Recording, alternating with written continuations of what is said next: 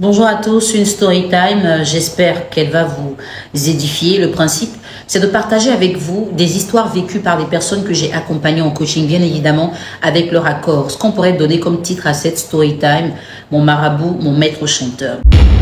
La jeune dame vient vers moi après avoir vécu cette période très difficile de sa vie. Elle souhaite un accompagnement. Par la grâce de Dieu, les choses se sont bien passées. Elle est en train de se reprendre, mais elle a souhaité que je partage avec vous ce qui lui est arrivé. Elle a rencontré un homme, celui qu'on pourrait appeler l'homme idéal. Elle avait vraiment envie de se caser avec lui, sauf que c'était un homme à femme. Et il l'a dit tout de suite, sans passer par 4 chemins. Elle tenait tellement à cet homme qu'elle a vu sa copine et lui a dit « Cet homme-là, je le veux. Je l'aime, il me plaît, mais il a tellement de femmes autour de lui. » Son ami va donc lui recommander de voir un marabout qui aurait le rôle d'écarter toutes les autres concurrentes pour qu'elle reste seule dans la relation. Elle accepte, elles vont voir le marabout, il fait ce qu'il promet et les choses se passent bien.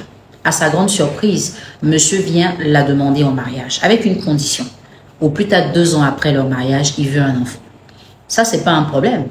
Quand tu as quelqu'un que tu aimes, avec qui tu veux être, qui finit par te demander en mariage alors que c'est tout ce que tu attendais, un enfant, c'est vraiment rien en termes de conditions.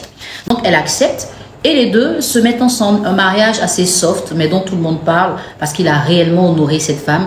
Lui aussi, forcément, il avait des sentiments assez forts. Le temps passe. Elle est en train d'aller vers les 2 ans de délai, elle n'est toujours pas enceinte. Médicalement, elle n'a aucun problème, mais elle ne prend pas de grossesse. Son ami lui dit, allons voir celui qui a perdu le mariage, il va certainement permettre l'accouchement. Et quand elles vont le voir, le marabout lui dit, ta tante, l'aînée de ta sœur, enfin l'aînée de ta mère n'est pas contente parce que tu t'es mariée avant sa fille. Raison pour laquelle elle a bloqué ton enfantement. Mais moi, je te fais un truc, ça va fonctionner.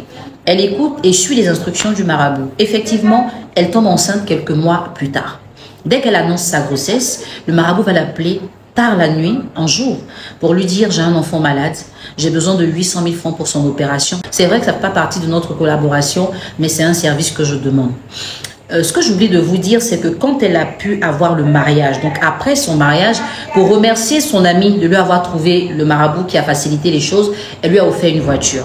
Et quand le marabout vient maintenant demander 800 000, elle lui donne 1 500 000 francs en guise aussi de remerciement parce qu'elle était contente de lui. Sauf qu'après ça, tous les mois, le marabout a un problème. Au départ, elle lui donnait l'argent sans réfléchir parce qu'elle en avait. Monsieur a changé sa vie, les choses vont bien. Elle n'a plus de problème d'argent, donc ça ne la dérangeait vraiment pas de donner de l'argent à ce monsieur-là. Son ami lui dit, écoute, il commence à trop en faire, limite-toi à ce que tu lui demandes comme service et puis c'est bon. La prochaine fois qu'il te demande de l'argent, ne lui en donne pas. Elle écoute son ami. Le prochain service, quand le marabout demande, elle refuse en lui disant que je ne peux pas. Elle remarque après son refus qu'un profil est sur sa page Facebook et like pratiquement toutes ses photos. Ce genre de choses attire l'attention.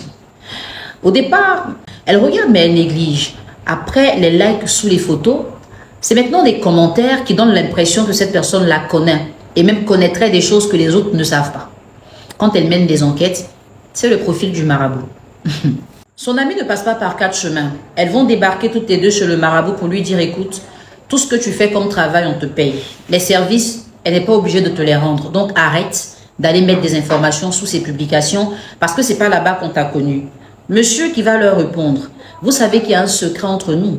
Donc tant que je n'ai pas ce que je veux, à tout moment je peux divulguer le secret. Ce que je souhaite, c'est que tu m'achètes une voiture comme tu l'as fait avec ton ami. L'ami refuse, mais la femme concernée, de peur de perdre son mariage, elle paye la voiture. Après ça, il lui demande un terrain. Elle achète le terrain parce qu'elle dit que ce n'était pas très cher. Après avoir acheté le terrain, monsieur va demander qu'elle commence à construire le terrain, ce qui va commencer à faire des blocages. Elle lui dit non, ça fait trop.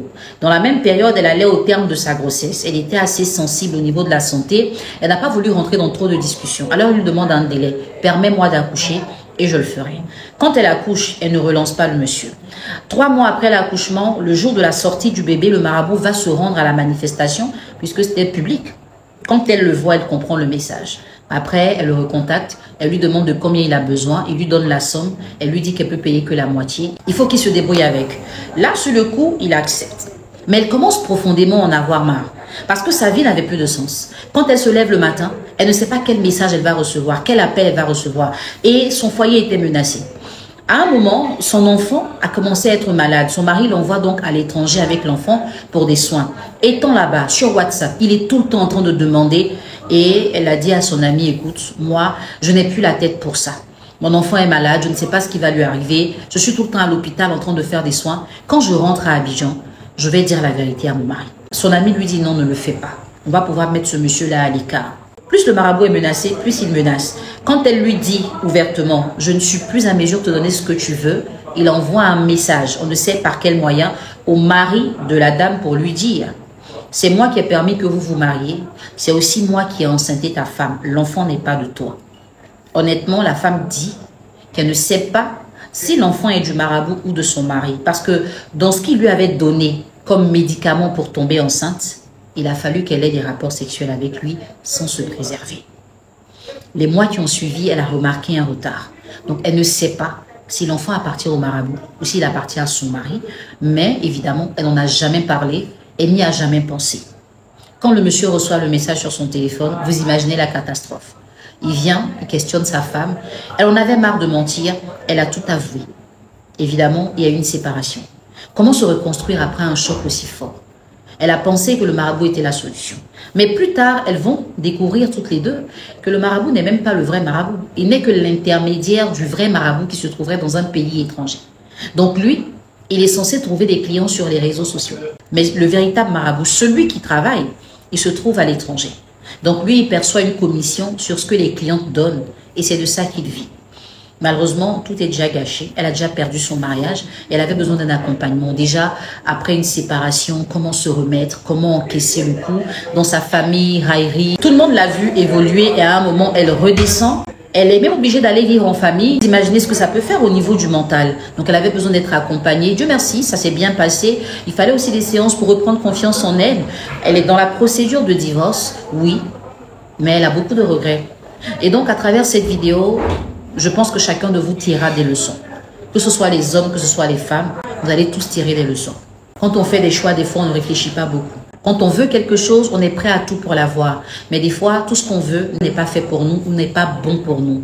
Dans son cas, elle a choisi certainement la mauvaise direction. Aujourd'hui, elle dit qu'elle a confessé ses péchés, elle a donné sa vie à Dieu. Elle est vraiment en train de se retrouver émotionnellement, mais évidemment, au niveau des finances, c'est compliqué. Quoique ça reste un détail, parce que le plus important pour elle, c'était de pouvoir vivre et d'assumer les erreurs qu'elle a faites. L'enfant est toujours malade, c'est compliqué parce que les soins demandent beaucoup d'argent, mais elle va se battre, c'est une conquérante. Et si vous avez une histoire, en tout cas assez particulière, pas les histoires de je l'appelle, il décroche pas, une histoire qui peut vraiment intéresser les gens, qui peut les accrocher, qui peut les édifier et les emmener à éviter des erreurs, n'hésitez pas.